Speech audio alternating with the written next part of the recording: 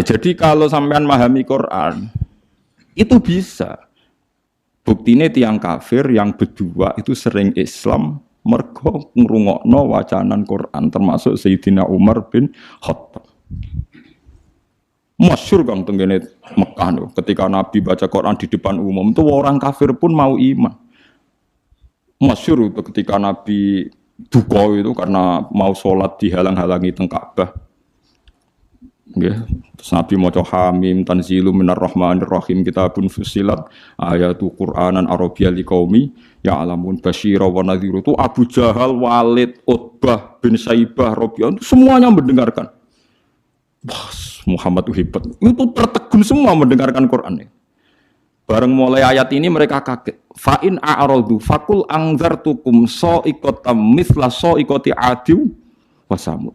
Fa'in a'radu, kalau mereka menolak Quran fakul angzartukum, maka peringatkan Muhammad kepada mereka. Angzartukum sa'iqatam mithla sa'iqati adiw wa samud. Mereka akan mengalami halilintar yang menyiksa mereka sebagaimana siksaan pada kaum Ad dan Samud. Niku Walid bin Mughirah, orang-orang Bani Quraisy. Langsung mulutnya Nabi lu ditutup ambek lesan, ditutup sebagai bentuk hormat. Unas itu kayak Muhammad bin Rahim. Kufa anna ya Muhammad. Mat aku elek-elek ngene jek dulur, padha-padha wong Quraisy. Macam Quran aja mbok terus. Mergo ngerti bacaan Muhammad ini akan direaksi oleh langit dan akan menjadi sa'iqatam misla sa'iqati adiw wasam. Mereka paham kalau ini enggak main-main. Jadi kan nunjuk nak Quran itu bisa difahami. Karena enggak mungkin Allah ngendikan ning gone wong Mekah kemudian dengan semua lafaz yang tidak bisa difahami. Paham sih kalau maksudnya. Nah, karena kita sekarang problem kita kan kita ndak orang Arab, enggak tahu ngaji. Orang ngaji ya mau ngaji thariqah, ngaji wiridan. Kan yo ora detail alim. Sing alim kadang ora ahli Quran, mau ahli fikih kan ruwet. Kita ini ngalami sekian problem. Bariku terus diutang di masalah macam-macam terus. Was tambah bulat meneh kan, terus tambah bulat terus. Bariku proposal gak cair, bingung meneh macam-macam lho. Dia jago bupati kalah, macam-macam mas rembulat. Nah, kula alhamdulillah tidak ngalami itu semua, jadi rapati bulat kula. Jadi cara kula niki mun tengah-tengah. Kita ya yakin awal surat itu enggak bisa dimaknai. Tapi ada kemungkinan makna kira-kira kata Ibnu Abbas seperti itu. Kayak orang mengajari huruf hijaiyah terus bilang ini huruf kamu harus menguasai A sampai Z. Misalnya kalau Indonesia bilang kan kamu kalau ingin tahu bisa baca koran atau buku harus menguasai huruf A sampai Z. Lah kira-kira orang Arab ya bilang kamu harus menguasai alif sampai ba, alif sampai mim. Karena alif, lam, mim, nun, wawu, lam, mim itu khasnya wong Arab. Lam, mim kan sudah huruf akhir. Napa lam, mim, nun, wawu, hamzah ya. Nah, makanya kata-kata tafsir Tobari beberapa lafaz yang disebut kan agak awal akhir. Misalnya Yasin pakai huruf akhir ya. Terus alif huruf napa? Awal. Terus misalnya ain punya kelebihan huruf halak itu ada beberapa khas-khas yang bisa diduga kira-kira seperti itu. Ya kira-kira seperti itu. Meskipun tidak ada al-ma'nal murad, makna yang dikehendaki. Yang dikehendaki ya majmu'nya tadi. Kalau kamu ingin baca Quran atau baca buku, maka kamu harus menguasai A sampai Z. Maksudnya A sampai Z bukan ABC sampai Z. Ya kira-kira seperti itu. Ya, maksudnya maknanya adalah ya rangkaian yang bisa disusun menjadi kalimat atau kata-kata. Paham sih kalau maksudnya? Nah, jadi cuma tafsir Jalalain karena dia tafsir ringkas, dia tidak mau resiko. Kira-kira penggemar sampean-sampean ini kiai, jadi pokoknya Allahu a'lamu bi muradihi bidzalik. Ngono ae kok repot pokoke mulai ngarep nganti guri. Nah, tapi sebenarnya Imam Suyuti itu hanya ketika ngarang Jalalain bilang begitu. Di kitab-kitab yang lain yang besar enggak seperti ini. Nah, karena jenengan tidak punya kitab itu, ya milih yang punya saja. Gitu. Bismillah iki wae kok repot apa? Kok repot ya milih sing apa alam napa? Fi muradihi bidzalik.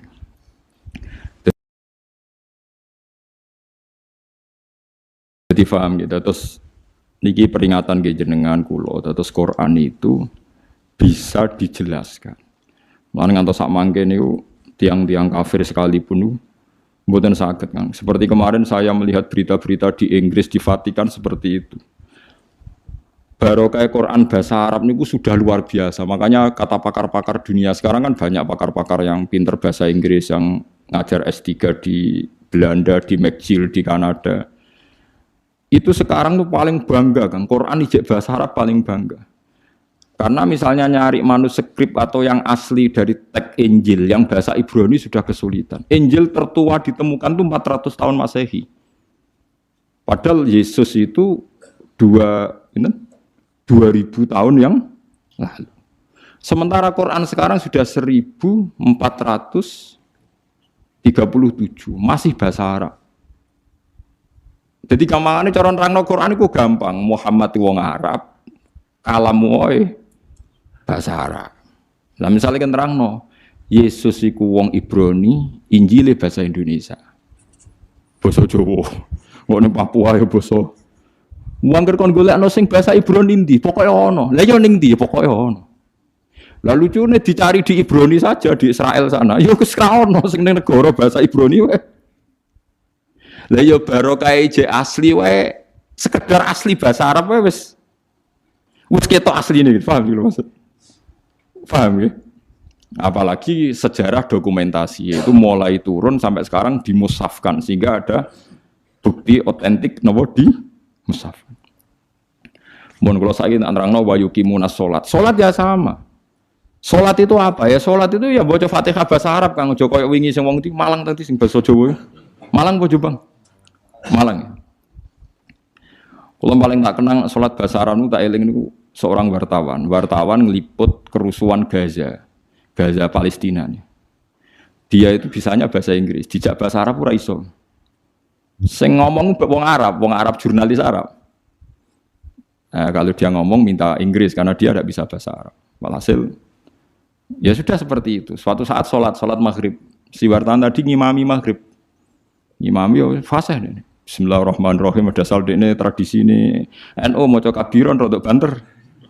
Kabiro walhamdulillahi katsira wa subhanallah ibu krotau wa asila. Terkibnya bener. Makmume langsung kaget. Wong iki jare muni ra iso bahasa Arab kok terkipe bener. Terkipe gramatikal Arabe kok bener. Misale mubtada ya rafa, engko nak hal ya nasab. Wis pokoke bener kabeh. Misale at-tahiyatu kan rafa mergo mubtada, al-mubarakatu rafa mergo sifat, at-thayyibatu ya rafa mergo. Pokoke bener kabeh. Bariku diambung, kowe cek sopane ngaku ra iso bahasa Arab padahal kowe salat nganggo bahasa Arab kabeh. Terkipe ora ono sing salah, Kang. Umatnya caci cilik anane apalan. Lah iya barokah salat iku bahasa Arab. Wong sak donya iku kembar salate, Kang. Ora kok wong Jawa. Artine lha iya umpama salat iku gak kembar repot, Kang. Sampai anak salat ning Palestina atau ning Arab dianggap wong umek-umek numpak mantra, Kang. Oh iya disterilno mbek wong Wahabi cara salat basa Jawa. Salat kok maca mantra. Tapi barokah salat ku bahasa Arab wong Jawa sing ra paham lah ya muni alhamdulillahirabbil alamin arrahmanir. Meskipun kadang salah tempat nangise, gak masalah Kang. Lah kan ra roh artine, pas fabashirhu bimaghfirati wa ajrin karim no nangis waduh, wong Arabe bingung fabashirhu kok nangis. Padahal manen fabashirhu berilah berita gembira. Terus gak masalah, salah nangis juga masalah. Yang penting kan tetap napa? Bahasa Arab. Ya paling problemnya kan salah nangis wae misalnya gak pas no posisi nangis iku ora pas. Mulane ora usah nangis Kang, maca Quran ning Arab ngrungokno makmum ora usah nangis. Kadang imame maca ayat tentang berita gembira, mulane tenang ae. Timbang nangis keliru, guyu keliru wis menang ae. Saya sukut salamah supaya menang iku selamat. Ora usah ngambil apa sikap. Ape guyu nang ayat susah, ape susah kok nang ayat bunga wis meneng ae wis. Jadi cara kula ijtihad ana Quran kemungkinan napa mau salat kemungkinan basa Jawa bahasa Indonesia itu ngeri sekali. Bagaimanapun kita dengan firqah apapun itu enggak beda dalam hal masalah napa salat. Salat itu sama semua. Sak dunya sami. Paling kadang-kadang wong NU nyoal sudes ra maca bismillah seperti itu. Paling kan debatnya kan debat-debat kecil perkara napa? Perkara napa? Bismillah, kok paling ketua KBE bilang, yo moco tapi ra banter, sing wis mbok pilih oleh jawab terserah. Tapi kalau nanti teng gurine pas iku yo ora krungu ya, padahal nganggo mic. Mulane kulo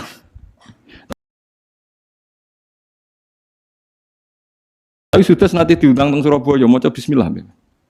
Ya sudah yang terkenal teng Masjid Akbar Surabaya maca bismillah. Ternyata dia aja takut juga ditanya, "Lima ada taqra bismillahirrahmanirrahim." Jadi, khaufan minal fitnah. Jadi, aku wedi fitnah. Wedi juga dene ambek wong Surabaya. Sudah sih semua maca napa? Kamu wis kaget, siap-siap tamu bismillah. Jebule maca napa? Bismillah. Jadi, do kaget lho, kok maca napa? Bismillah. Ya bagus lah. Gelem napa maca napa? Kalau kita sebagai orang alim yang baca kitab banyak, memang seperti itu. Semua riwayat tuh ada yang baca bismillah, ada yang enggak. Jadi kita itu sebetulnya tidak pernah mengatakan tuh madzhab Wahabi yang baca bismillah, madzhab NU itu enggak. Kita sebagai orang alim tuh di atas periode itu, kita tahu riwayatnya itu. Misalnya kita sebagai orang alim, ya tahu kalau kunut itu madzhabnya Imam Syafi'i, tidak kunut itu madzhabnya Abu Hanifah. Tapi kita sekarang tuh susah. Kunut NU, ora kunut Muhammadiyah. Yo repot kita sebagai wong alim ora roh kang ngono iku. Berarti Abu Hanifah Muhammadiyah. Ya. Imam Syafi'i NU. Ora ono kang ngono iki ora ono. Kok aco sakniki waco. Iki kula niku mboten nate roh ngoten mboten nate. Niki NU mboten roh kan. Kula kan ya wong alim kan mau belajar kitab-kitab riyen.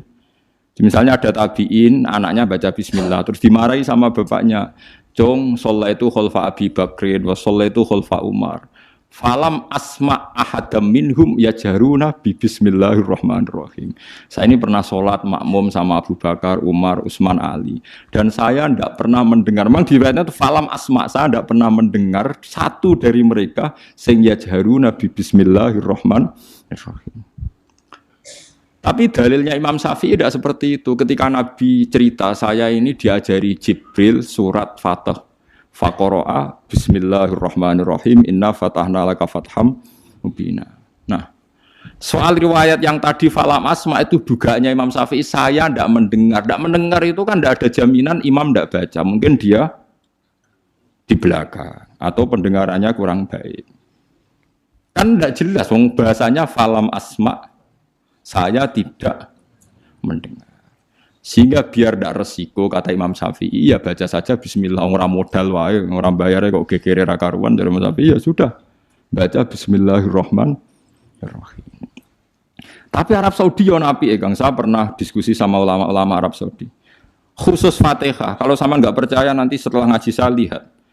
Quran terbitan Arab Saudi, mushaf terbitan Arab Saudi. Khusus Fatihah itu bismillah itu ditulis ayat 1. Alhamdulillah ayat 2. Artinya kalau bismillah ditulis ayat 1, alhamdulillah ayat 2, berarti bismillah itu bagian yang enggak terpisahkan dari Fatihah. Khusus Fatihah loh Kang. Kalau selain Fatihah enggak, bismillah itu enggak dikasih apa? Nomor. Kalau khusus Fatihah itu bismillah dikasih 1, alhamdulillah 2. Itu hebatnya pemerintahan Arab Saudi. Masya Allah dia ini tunduk be riwayat. Piye-piye bismillah itu istilah pangeran iku walaqad atainaka sab'am minal masani. Bismillah ning gone Fatihah kudu 7. Nah, 7 gelem ra gelem kan bismillahirrahmanirrahim 1. Alhamdulillahirabbil alamin arrahmanirrahim maliki yaumiddin iyyaka na'budu wa iyyaka nasta'in ihdinas siratal mustaqim siratal ladzina an'amta 'alaihim ghairil maghdubi 'alaihim waladdallin. Mergo nek ning ngurangi bismillah bingung golek nanti sing 7. Nah, makanya saya berharap yang ngaji saya di sini biasa mawon menyangkut bismillah. Lah nak surem macane Quran sing murattal teng sidi-sidi lucu. Dadi ra gelem maca bismillah tapi kok angger beda surat ana sing maca napa? Bismillah. Lah suarane tapi beda. Sudah sing ngoten dadi ana sing urun napa? Bismillah. Dadi dekne dhewe mau maca tapi wong liya kon maca. Maksudnya piye ora roh. Tapi ya itu tadi, baiknya ijma' seperti itu. Quran Arab Saudi sekalipun itu setiap awal surat ya diterterakan apa? Bismillah. Meskipun gaya mereka kalau baca tidak dibaca, tapi di mushafnya tetap ditulis Bismillah. Itu pentingnya wong alim kan. Jadi sampean tahu sebetulnya enggak se ekstrim itu yang dibayangkan orang-orang. Ono khilaf sitok maca bismillah sitok ora, wa amatir Kang. Mboten seperti itu. Tak jamin antar ulama itu tidak ada masalah. Sing terkait napa? Bismillah karena riwayatnya itu falam asma ahadam minhum saya itu ya saya tidak mendengar.